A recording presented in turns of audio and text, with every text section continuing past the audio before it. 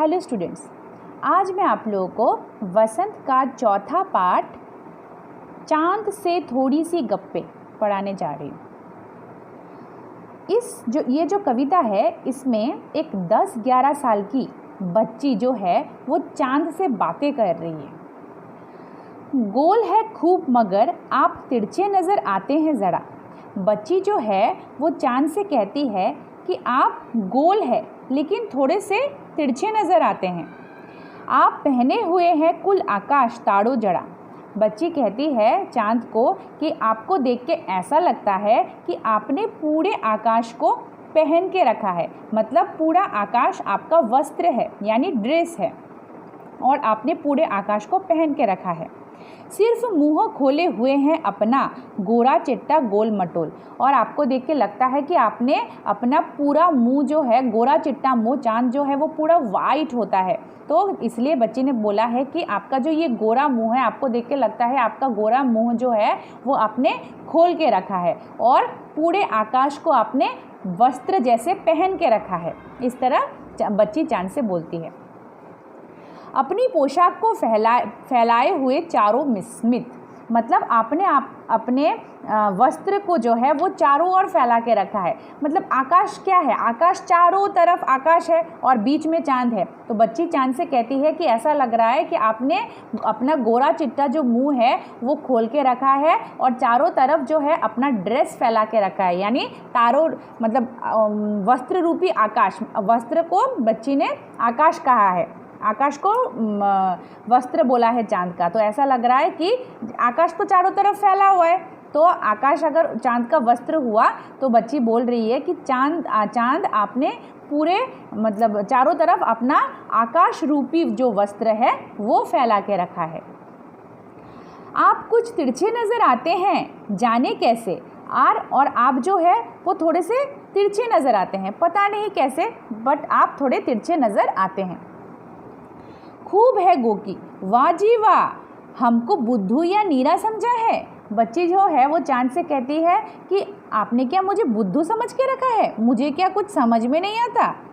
हम समझते ही नहीं जैसे कि आपको बीमारी है। बच्ची चांद से कहती है कि मुझे क्या समझ में नहीं आता कि आपको एक बीमारी है। अब क्या बीमारी है चांद को। आप घटते हैं तो घटते ही चले जाते हैं और बढ़ते हैं तो बस यानी कि बढ़ते ही चले जाते हैं। तो बच्ची को ऐसा लगता है कि चांद का घटना और बढ़ना जो है वो चांद की बीमारी है, चांद को ऐसा बीमारी है।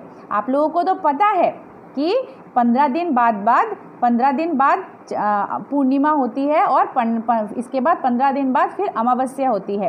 पूर्णिमा के समय चांद धीरे धीरे बढ़ते जब पूरा चांद हो जाता है, पूरा गोल हो जाता है, तब पूर्णिमा होती है और इसके बाद फिर घटते एक दिन चांद बिल्कुल दिखाई नहीं देता है, उस दिन अमावस्या होती है। ये हम सबको पता है, लेकिन बच्ची को नहीं पता। बच्ची को ऐसा लगता है कि ये जो चांद का घटना और चांद का बढ़ना है, ये चांद की एक बीमारी है।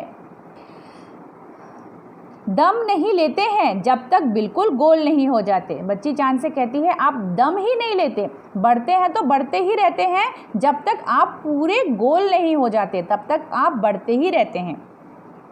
बिल्कुल गोल, यह मर्ज़ आपका अच्छा ही नहीं होने में आता है और ऐसा लगता है कि आपका जो ये बीमारी है ये कभी भी ठीक नहीं होने वाला बीमारी है। तो बच्ची चांद से कहती है कि तो आपने ये जो अपना गोरा चिट्टा जो मुंह है इसको खोल के रखा है और आपने अपना ये मतलब तारों रूपी वस्त्र, आकाश जैसा मतलब वस्त्र है, ये जो है ये आपने चारों तरफ फैला के रखा है। आकाश को वस्त्र बोला है जिसमें तारे हैं, वो उस चांद का वस्त्र है और आपने गोरा चिट्टा मुंह जो है वो खोल के रखा है। आपको देख के ऐसा लगता है और आप थोड़े से तिरछे नज़र आते हैं और आपका जो ये बीमारी है ये मैं खूब जानती हूँ, मुझे अच्छे से पता है कि आपको ये वाली बीमारी है। कौन सी बीमारी, ये जो घटते हो तो आप घटते ही चले जाते हो और बढ़ते हो तो बढ़ते ही चले जाते हो, जब तक पूरे गोल नहीं हो जाते, यानी पूरा चांद जो है वो पूरा गोल नहीं हो जाता तब तक वो बढ़ता ही रहता है। तो बच्ची को लगता है कि ये चांद की बीमारी है और ये जो बीमारी है वो कभी भी ठीक नहीं होने वाली बीमारी है। तो इस कविता में इतना ही है।